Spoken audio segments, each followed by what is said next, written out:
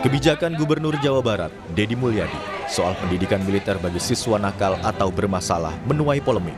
Sejumlah pihak mendukung demi meningkatkan kedisiplinan siswa, terutama yang masuk dalam kategori siswa nakal. Namun, ada juga yang menolak karena menilai mendidik siswa merupakan tugas sekolah dan guru. Gubernur Jawa Barat, Deddy Mulyadi bilang, pelaksanaan pembinaan siswa bermasalah di barak militer sudah memiliki payung hukum karena siswa yang bermasalah diserahkan secara sukarela oleh orang tua dengan menyertakan surat keterangan bermaterai.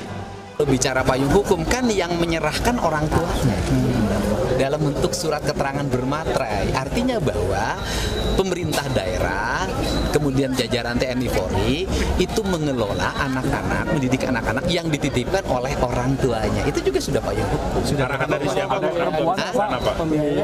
Ya sementara ini saya support, Bupati juga support dari biaya operasional mereka ya.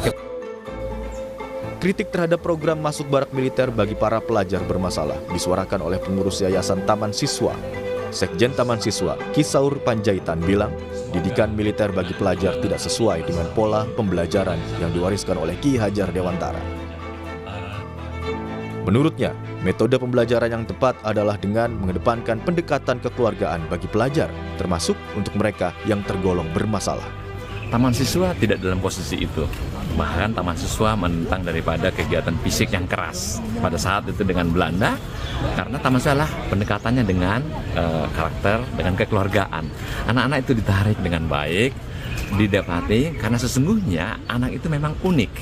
Anak itu punya kodrat alamnya, sehingga kita bagaimana seorang pamong sebagai guru bisa ngomong anak itu melihat sebenarnya ada masalah apa.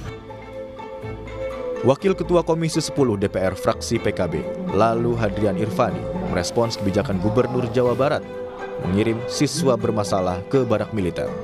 Menurut Lalu, kebijakan ini perlu dikaji lebih mendalam sehingga tetap memperhatikan hak anak. Nah, kalau hanya sekedar pendidikan karakter, sekolah juga mampu sebenarnya, atau caranya dirubah.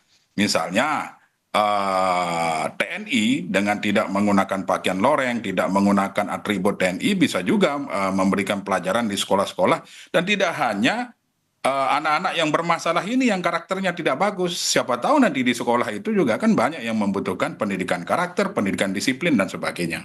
Bahwa 3 pilar pendidikan yaitu rumah, kemudian sekolah dan masyarakat itu harus dikedepankan terlebih dahulu dengan tidak menghilangkan hak-hak anak atas pendidikan dan bermain, kemudian bergaul dengan lingkungan. Sebagai anak.